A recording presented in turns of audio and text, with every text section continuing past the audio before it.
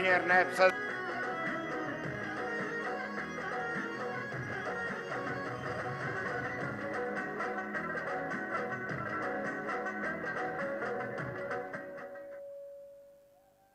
بسم اللہ الرحمن الرحیم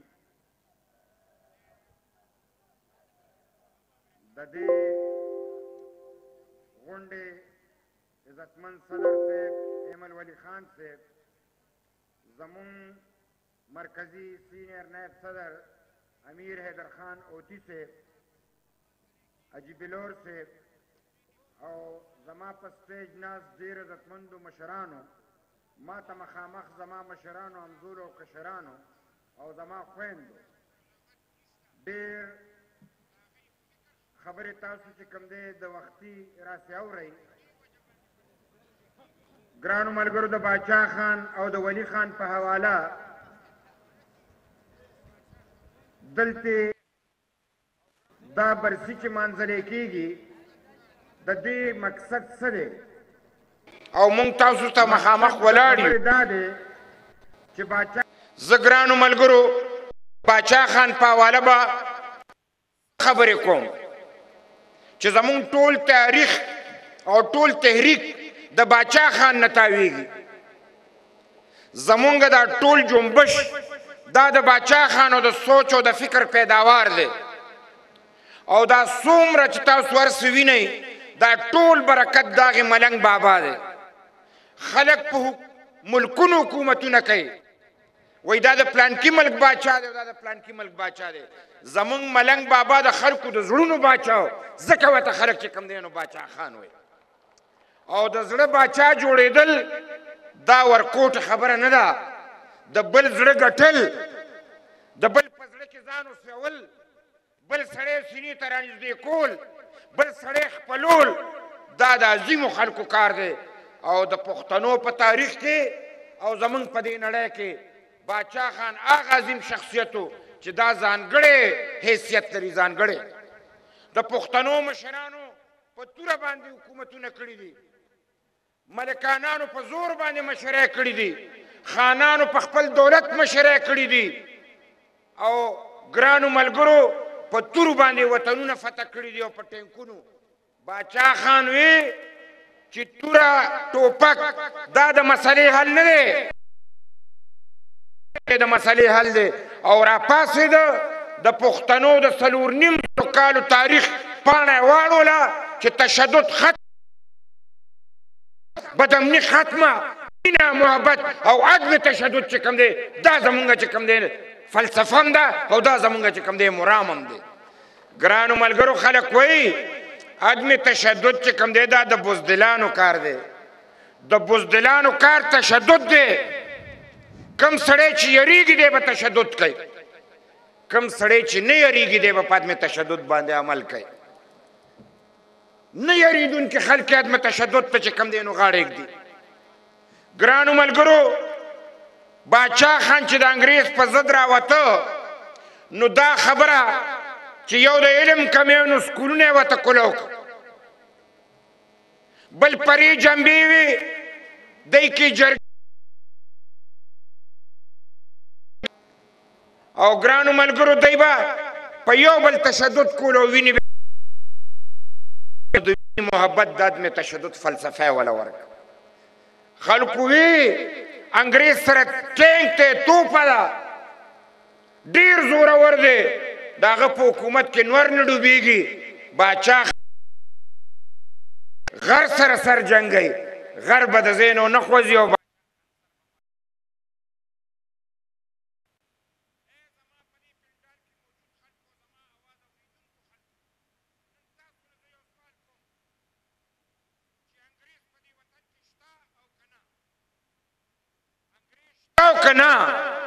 انګریز نشته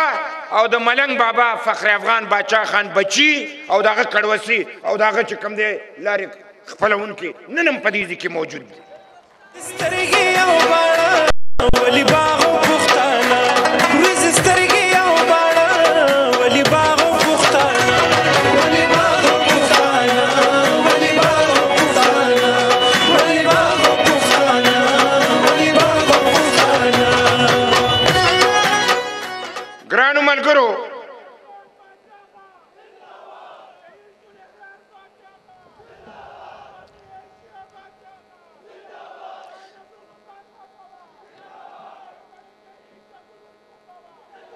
ګرانو ملګرو هغه بابا خپل سپیان خپل پیروکاران څنګه ټرین کړه چې څنګه نو داسې هغوی ته باچا خان څنګه عمل کو د دې پښتنو دپاره راووت د مردان مارچ و او همدغه رنګ چې کوم دی زمونږ د ملنګ بابا سر چې کوم دی نو په وینو رنګ او پخته یې وله ماتې کړي نه او دغه رنګ یې خپلو پیروکارانو ته وویل چې هر څومره سخت دی تشدد به نه کوو خو څه به کوو میدان به نه پرېږدو نه ستړي کېدونکې مبارزه به کوو او په دې بنیاد باچا خان خپل جدوجهد جاري ساتلو زه د هغه د یو څو ملګرو تاسو ته دلته خبره کوم چې په خپله پختۍ ماتې کړي نو پښتنو ورسره هم خپلې پختۍ ماتې کړي باچا خان په خپله نرو غیرتي و په کام مینو همدغه رنګې خپل ملګري نران غیرتي او په کام باندې مین ملګري چې کوم دی ځان ته پیدا کړي دنیا به یو خوا وه او خدای خدمتګار به بل خوا و انګریز چې کوم دی د خدای خدمتګار حوصله خدای خدمتګار یې نه شو اخیستی زه به تاسو ته یو د کاکا صاحب د تواب ګل کاکا کیسه وکړم چې ټانګېوال ټانګه به یې چلوله د ټانګېوال کائنات سی هم ټوله یو ټانګه چې که ټانګه وچلي نو کور ته به خوراک هم یوسي بچي به یې څه هم خوري د زمانه وه په نوښار کې باچا خان حکم کړی او دغې دوران کې دا ټانګېوال ګرفتار شو دی د پېښور جیل کې و ټانګی ته ضبط کړه تواب ګل کاکا ته څه وایي انګریز وایي ټانګه در کوم اسپه در کوم ګرانو ملګرو چې د ټانګېوال په کور کې نغرې ای که اور نه بلیږي او بچي څه نه خوري او دی په جیل کې یوازې پروت یې د پړه به څه تېرېږي نن خو دې څوک داسې سختې ته غاړه کېږدي نن خو دې چې کوم دی دغې قربانۍ ته چې کوم دی نو غاړه دې کېږدي هغه تواب ګل کاکا ورته څه وایي هغه ته وایي چې اسپم در کوم ټانګم در کوم رها کوم دیم خو یو ځل ووایه چې باچا خان مرداباد هغه ورته پښتنې مو روړ یم د پښتون نه پیدا یم د باچا خان سپی یم که په مرګ مرم نو مړ دې شم باچا خان زنده آباد او انګریز مرداباد دا مسکن می د بابا د دردمن زړه می دوا دا می کور دا پښتونخوا دا مسکن می د بابا د دردمن زړه می دوا دا می کور دا پښتونخوا چې می ښکاري پلیما ولی باغ او پښتانه چې می ښکاري پلیما ګرانو ملګرو زمونږ د قاسم کلي د تارو یو خدای خدمتګارو او زه د باچا خان په جلسه کې ولاړ سپینې جامې مې اچولې او د کالجانو هغه فایل را سره و زه صوبایي صدر وم د پښتون سټوډنټ فیډریشن ما ته بابا وایي چې بچې ته نشنلي نو ما ورته بابا زه کالجي نشنلي یم ما ته وایي دا سپینې جامې مې دې ولیدې نو سوچ مې کو چې دا سختې به تېرې کړې او که نه نو ما ورته بابا دعا راته کوه نو پنسي اوچتې کې پنسي نو په پنډو کې غوښې نه وي تش هډوکي و تش ما ورته بابا ولې وایي دا د پبو سټیشنو د پکټرینګ زمانه وه سړک جوړېدو یا شیدلي تارکولو بابا راته وایي چې خوځئ به نه تشدد به نه کوئ خو میدان به هم نه پرېږدئ وایي مونږ پراتو چې زما په خپو باندې یا شیدلي تارکول واچول نو غوښې پکې چې کوم دی وسوځېدې تش هډوکي پاتې شو ما ورته بابا دعا راته کوه ستا څومره حوصله خو زما نشته خو دا مې ایمان دی ایمان او دا مې د ایمان نښه ده چې په ژوند یم بچي به هم ته قربانوم او ځان به هم قربانوم خو د دې بابا سره به چې کوم دی نیغ په نیغ حمله کوم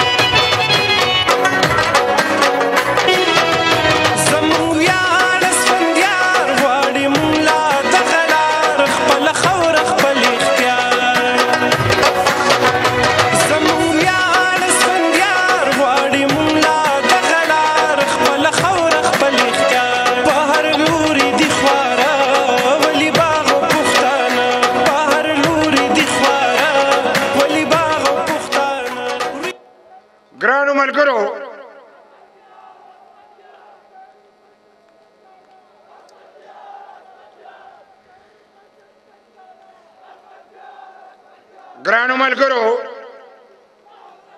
زه د 400 د یو قصاب واقع بیانوم چې انګریزان په دې خبره پوه شو چې د باچا خان سپیان نه په جیل یریږي نه په ټکټکو یریږي نه په جیداد په ضبط کولو یریږي ګرانو ملګرو زه به د چا کیسه کوم چې د ولی خان کور ضبط شو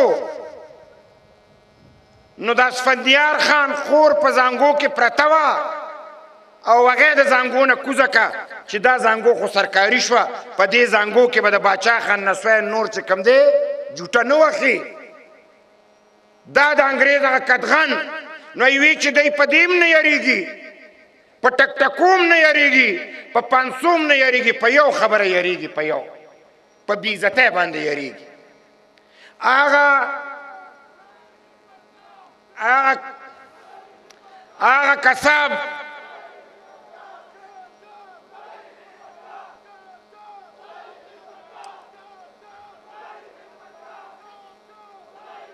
هغه قصاب هغه یې ونیو اول چې کوم دی نو کپړې ترې نه وښکې بیا یې وله تور رنګ ورکړو بیا د 400 په بازار کې وګرځو او د هغې نه پس دی چې کوم دی نو کور ته ورویشتو ګرانو ملګرو یو سیکنډ له تاسو سوچ وکئ هغه وخت خو پرېږده تا نه چې څوک د تحریک دپاره جامې وباسي ته به څه سوچ کې بیا چې دی په بازار کې وګرځئ یو تور رنګ درکړي او بیا چې د خپل مور او پلار ته کور ته ورګزار کړي نو د دې نه بغیر بله لار پاتې شي چې سړی ځان مړ کړي بله لار خو نی نو چې کله دا قصاب کور ته ورګزار کړو نو د قصاب مور انګریز ته څه وایي زمونږ سړي یوازې چې کوم دی نو خدای خدمتګار نو زمونږ خویندې میندې د سړو نه هم زیات چې کوم دی قربانۍ کړي دي او نرتوب یې چې کوم دی نو کړی دی زمونږ لوی پښتونستان معتبر وي هر انسان نو ګرانو ملګرو دا خدای خدمتګار مور ورته وایي انګریز ته څوک به انګریز سره خبرې وکړي داسې ظالم ته به مخامخ څوک خبره وکړي او ورته وایي چې دی خو ما ماشوم لوی کړی دی ما لیدلی دی خپل کور ته یې بوځه چې ستا مور او ستا خورې چې کوم دی نو ګرانو ملګرو وایي اوله کاڼي اوله سودې وخت شته اوله کاڼي اوله سودې وخت شته ملګرتیا به د ډېرو کې سودې بخت شته سر به ټیټ کې خود په خپله به تسلیم کې چې د کاڼو څخه سخت سرونه هم شته ګرانو ملګرو د باچا خان دا لوی تحریک او دا لویه مبارزه دا په دې لږ وخت کې نه بیانېږي کاش چې یو داسې وخت وی چې مسلسل پې لګیا وی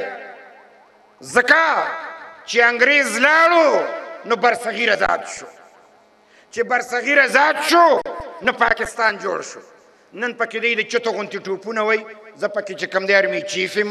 زه پکې صدر یم پکې وزیر اعظم یم دلته پکې به خدای یو زه وزیر اعلی یم بل وایي زه ګورنر یم خدای شته که څوک یې روټۍ ته هم ځان سره پرېږدي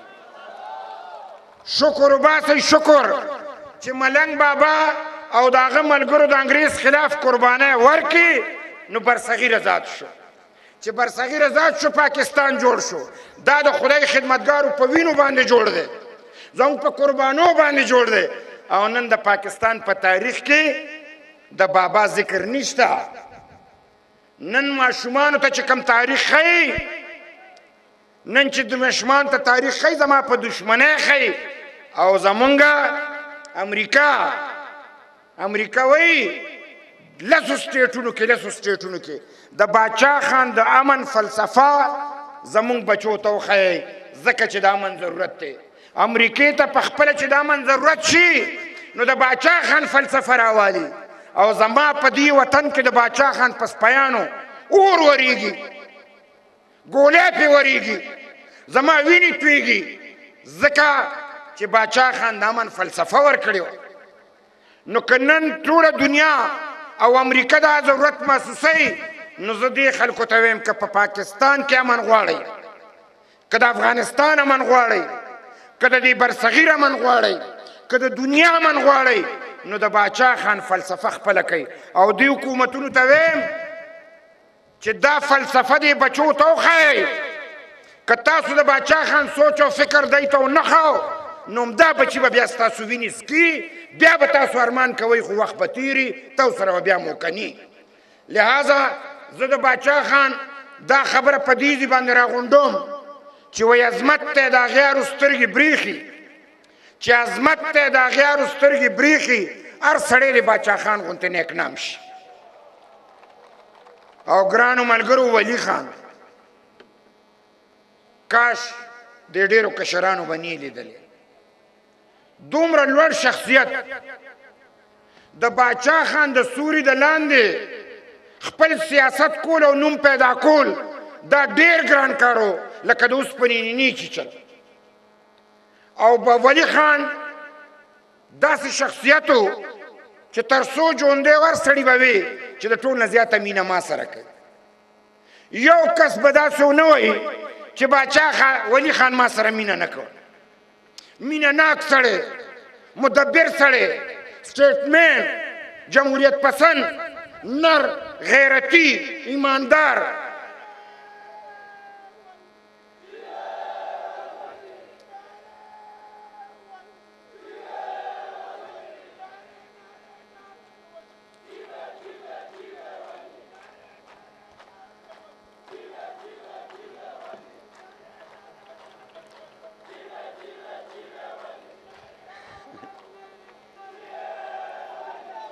ګرانو ملګرو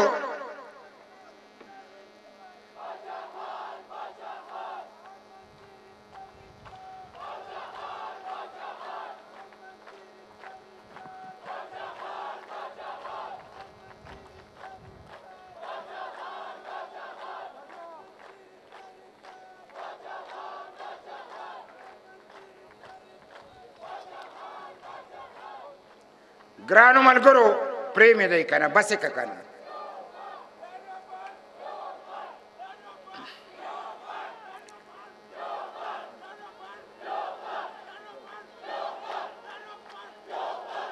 ګرانو ملګرو ما پرېږدئ ما لکه د زوړ ریډیو دوه ځای کې سټیشن یې مه غږوئ مزه ته لګیم که نه ګرانو ملګرو د ولی خان عظمت زه به تاسو ته مختصر ځکه ویم چې نور مشران به تاسو سره خبرې کوي خو دا موقع چې کوم دی د باچا خان او د ولی خان ده ولی خان ګرانو ملګرو ډېر مینه ناک سړی و ډېر او د حجرې ګپ د هغې کې زیات خو چې سیاسي تجزیه به یې ته کوله دا دنیا به یې ته داسې مخامخ کېښه د هرې خبرې په هغه باندې خدای فضل کړی فضل او د هغه دوه خبرې زه دلته بیانوم یو دا چې پاکستان د جناح صاحب پاکستان مات شو هغه وخت کې ولی خان کوشش کو چې مات نشي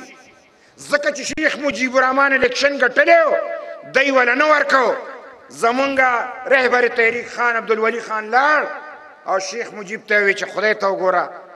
دا څه کې هغه ورته وی چې ولی خان دی ما سره ګوتې کوي ګوتې دی ما سره ټګي کوي الیکشن ما ګټلی دی نو چې زه خبره منم خو د ټول پاکستان وزیر اعظم بیم نو زه پاګل یم چې زه د بنګلادیش وزیر اعظم کېږم د ټول پاکستان ولې نه کېږم خو د دی نیت خړ دی نیت دی چې کوم دی خامخا مونږ چې کوم دی د ځان نه جدا کوي ولی خان ورته چې خیر دی ای ګرانو ملګرو هغه ولی خان چې دی ورته غدار وایي غدار وفادارو پاکستان ما خبره کوله هغه شیخ مجیب ته مینتونه کول خو چې کله خبره وشوه شیخ مجیب چې ورته کومه خبره وکړه نو چې ولی خان راتلو نو د هغه وخت کمانډر ان چیف او صدر یحیی خان هغه ورته وایي چې خان صاحب ولی خان ته وایي چې دا بنګالیان د ګولۍ په ژبه پوهېږي دی د شرافت په ژبه نه پوهېږي نو ولی خان نو چې راتلو نو په ایرپورټ شیخ مجیب د ولی کوشش وکړو خو ما سره اخیري ځل میلاو شه کیدای شي چې یا دا ملک چې کوم دی جدا شي او یا ته بیا راځې او زه په ګولو ویشته یم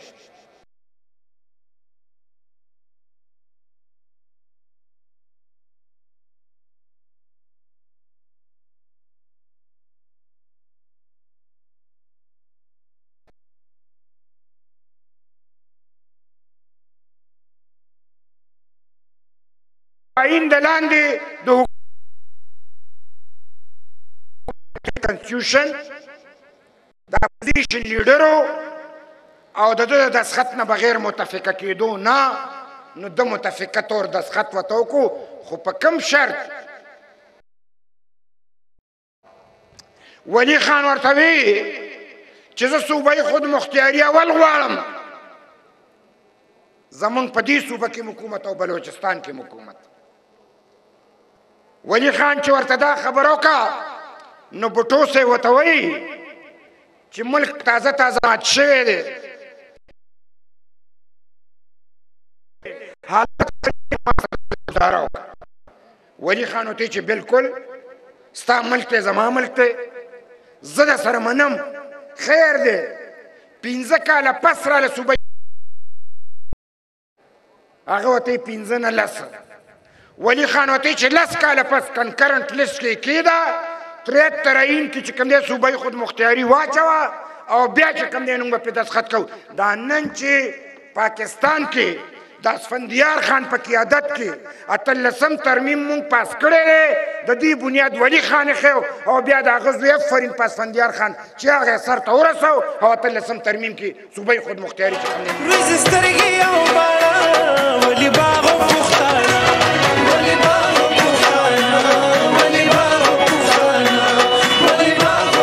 ګرانو ملګرو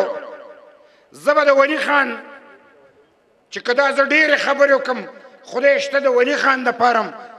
په ګنټو وخت پکار دی چې صرف ولي خان سره مونږ کوم وخت تېر کړی دی سم اورېدلي دي دا د افغانستان انقلاب چې راغلی او په دې دوران کې په مونږ کومې سختې راغلې وې د پاټۍ ماتېدل په پی ایس اف کې ګروپینګ جوړېدل او په دې دوران کې ولي خان چې مونږ سره کومې خبرې کړي دي یو په زړه لیک دی خو دا وخت د دې خبرې نه دی زه به صرف ولي خان ته د عظمت دپاره ویم چې وایي خوري د ښار په مخ کې تل قسم د ګلغوټو په مخ خوري د ښار په مخ کې تل قسم د ګلغوټو په مخ چا داسې زړور او دلاور ولي لیدلی دی نور به زه مراد پوره کېدو پسې لا چېرته ځم نن چې مې ژوندی دا شنغر ولي لیدلی ګرانو ملګرو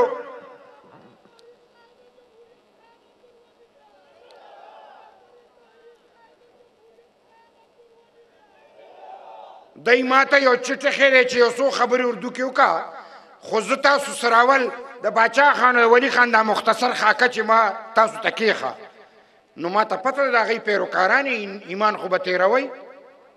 نرتوب خو به کوئ ګورې دې دوران کې به چغې نه واخئ شی به چغو کې نه پټوئ زه چې څه ویم هغه ماته تاسو به د باچا خان په سوچ او فکر باندې کلک ولاړ یئ د ولي خان په سوچ او فکر به کلک ولاړ یئ غیرت به کوئ ننګ به کوئ دا خاوره چې کوم دی د دې د حق دپاره به جنګ کوئ د خپلو بچو د مستقبل جنګ به کوئ صوبه خود مختیاري به حاصلوئ نرتوب به پار میدان کوئ ځئ که نه یو لاس اوچت کوئ او شاته ګورئ ټول ښه او دا بل هم اوچت کوي دا د سټیج مشران ما ته نه ښکاري دی دې اوچت کړي ټول اوچت کوي ټول سم یې اوچت کوي سم په رڼا د ما ته ښکارئ او اوس یې دومره وغربوئ چې دشمنان یې واوري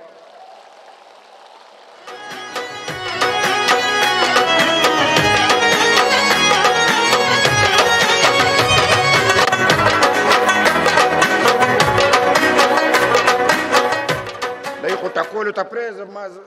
دا ډول سورنا غږېده ما نه دي اورېدلي سم یې وغږوئ سم لاسونه وټکوئ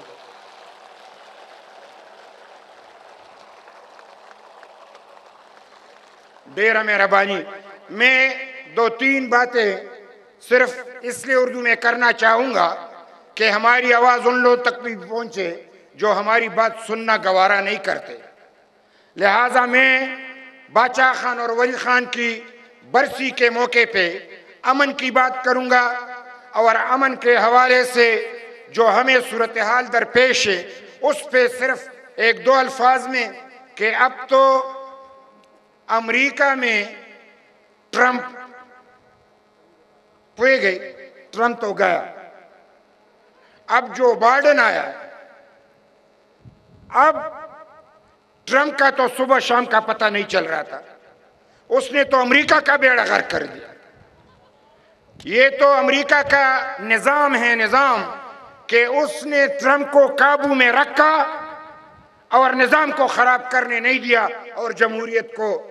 दवाम बख्शा। लिहाजा यहां पे हम ट्रंप का एक मसनूई ट्रंप, जारी ट्रंप पाकिस्तान में भी है। ये ट्रंप खुदा करे कि कौम को इनसे छुटकारा मिले, लेकिन मैं जो बाइडेन से ये बात जरूर कहूंगा कि इस वक्त अफगानिस्तान के जो मुज़ाकिरात हैं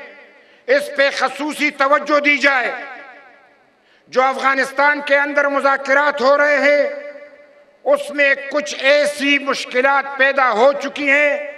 कि बड़े खून खराबे का खतरा है और हम अमेरिका जो कि यहाँ पे जाते जाते इस तरीके से वो दोहा में अमन मुज़ाकिरात के लिए रास्ता हमवार कर रहा है और उन्होंने किया भी है, लेकिन हम चाहते हैं कि जो बाइडेन खसूसी तौर पे अफगानिस्तान के मुज़ाकिरात पे तवज्जो दे के सदर अशरफ गनी और तालिबान के दरमियान जो अंदर की जो मुज़ाकिरात है उसको कामयाब बनाने के लिए भरपूर कोशिश करे। और मैं साथ में पाकिस्तान से ये इल्तिजा भी करूंगा, इनसे उनको ये याद भी दिलाऊंगा कि तुम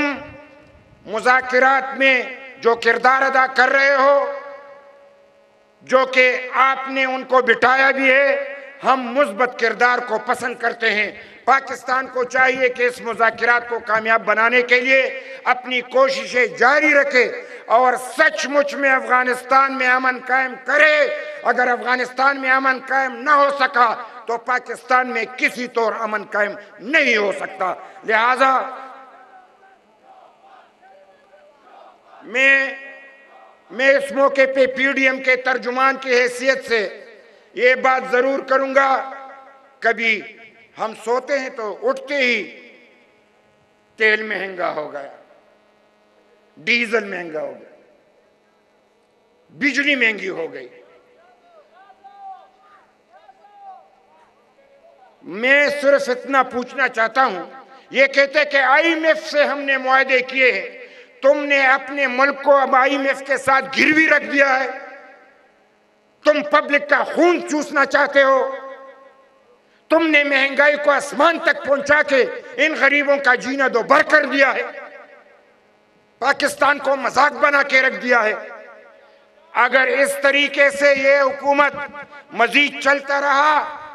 तो शायद किसी को भी खाने का एक नवाला भी न मिले। हम इमरान तो इमरान है, जारी इमरान, इसके पीछे जो कुव्वत है उनको भी ये समझाना चाहते हैं कि खुदारा मुल्क पे रहम करो, कौम पे रहम करो, अवाम पे रहम करो और इस पाकिस्तान को मजीद तबाही से बचाओ। या पाकिस्तान होगा या मौजूदा ये रिजीम होगा, ये दोनों एक साथ नहीं चल सकते। लिहाजा हम पाकिस्तान में हम ये चाहते हैं और पाकिस्तान को बचाना चाहते हैं। जो खराब करना चाहते हैं हम उसके खिलाफ आवाज उठाएंगे। और आप साथियों से भी ये गुजारिश है कि हम बादशाह खान और वली खान के पैरोकार किसी तौर भी इस जुल्म को, महंगाई को बर्दाश्त नहीं कर सकते, जमहूरियत दुश्मनी को बर्दाश्त नहीं कर सकते। लिहाजा पीडीएम का प्रोग्राम सीधा साधा प्रोग्राम कि ये जाली हुकूमत, इसका खात्मा हो, इमरान जाली वजीर आजम घर जाए, इलेक्शन हो, मुदाखलत से पाक शफाफ इलेक्शन हो, जो भी जीते उसके हवाले कर। ये पाकिस्तान अजीब पोजीशन में फंस गया है। लोग मोटर खरीदते हैं तो मोटर का किस्त न दो तो लोग पकड़ लेते हैं, यहां जहाज पकड़ लिया। जहाज के हुकूमत पाकिस्तान ने किस्त अदा नहीं किया, तमाम लोगों का खून चूसा, IMF से मुआहदे करके लोगों को तबाह किया और जहाज का किस्त नहीं दे सकते। उसको भी जहाज को उन्होंने पकड़ लिया। मैं इसमें मजीद जाना नहीं चाहता। कौन सा ऐसा इदारा है जो इन्होंने छोड़ा है? मजदूरों को तबाह किया, तुलबा को तबाह किया। यहाँ पे महंगाई, चोर और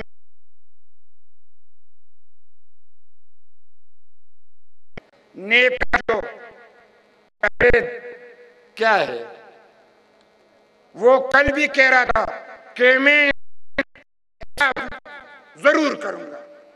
तुमने अभी तक हुकूमत के किसी एक बंदे को पकड़ा है? किसी एक के साथ एहतसाब किया है? अपोजिशन के खिलाफ एहतसाब करते हो। हम ऐसे नेब को नहीं मानते। सीधी सादी अगर एहतसाब करना है तो वली असफंदियार खान ने कहा कि अगर मुझ पे कोई चोरी साबित हुई तो मुझे सजा न देना, मुझे फांसी पे चढ़ाना।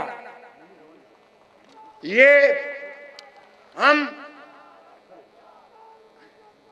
हम एहतसाब चाहते हैं।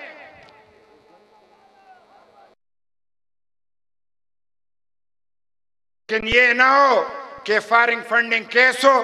तो इनकी आंखें बंद हो जाती हैं, चीनी चोर हो तो इनकी आंखें बंद हो जाती है, आटा चोर हो तो इनकी आंखें बंद हो जाती है। गुमसुम यानी ये न बोलने वाला न देखने वाला, ऐसा नेब हमें नहीं चाहिए। ऐसा नेब का अगर क्रॉस द बोर्ड एहतसाब करे तो ठीक, नहीं तो हम इस नेब के हवाले से ये बात करें कि सुप्रीम कोर्ट ने कहा है कि नेब की कोई हैसियत नहीं है। जब सुप्रीम कोर्ट कहते हैं कि नहीं है तो हम भी कहते हैं कि इस नेब की कोई हैसियत नहीं और हम इसके किस फैसले को नहीं मानते। ग्रानू मलगरो यो कुछ सड़ी उर्दू हुई तवेगी नहीं गनेरा में उजूले सड़ी खुलस तड़ीश ज़ग्रानू मलगरो पदीद निजात वाड़म डेर मिस्तड़ी कई और अंदाज़म राता लगी खुदलते खाला कोई मरकज की हुकूमत थे और सूबा की हुकूमत थे। नो यो सड़ी वही खैर गोस्तो खैर नो चिवारी उड़ा बोलनो वही खैर राका खुदे मुबखनो आगा मालिक पर बरचत क्यों आवा तो वही चियारा ज बड़ा मन खैर नशम दर कोल आगा तो चितलान दे वेनो कमतूरा दे करे वा नो देच दी सूबा के मखकिल हुकूमत तो कमतूरा करे वा और इमरान खुदा से दे और वही ज़गर के खुदे दे टोल घर की वही यो सड़े पकोरे और लगे दो खल्क वाले और मड़को दो सोच को च खल्क शुक्रिया संग अदा कम जुमा तलाड़ो लाउड स्पीकर खुला क्या मई क्यों नहीं हो और खल्क तो वही चस्तासु दे खुदे डीर इज्जत की तासु मा सर डेर खे गड़ाओ का तासु जमा पकोर और मड़को खुदे दे तासु पकोर और लगई बिया गोरी चीजें संग मड़को देता इमरान वही पखपल कोरे खुलगे दले रे पखूने गज निश्ता गज او غدل تراغله ټول خلک تباک لہذا زه یو ځل بیا ستاسو ټول ملګرو له کومینه شکریا ادا کوم او ډیر زیات خبرې مې وکړې مې غوستلم خو بخنم غواړم کدی کې څه کمې به شي او پدې د اجازه غواړم وای زیم پختون زما په سر شمله کګاو تړی زیم پختون زما په سر شمله کګاو تړی پس لمرګه چې مې زنه په خاصه و تړی دا مې د پلار نیکه یادګار دی چې ژوندی پاتې شي خازې د قبر ته مې توره او نیزه وتړی که په ژوندون مې پوره نه شو دا ارمان دی زما د انقلاب جنډه زما په جنازه وتړی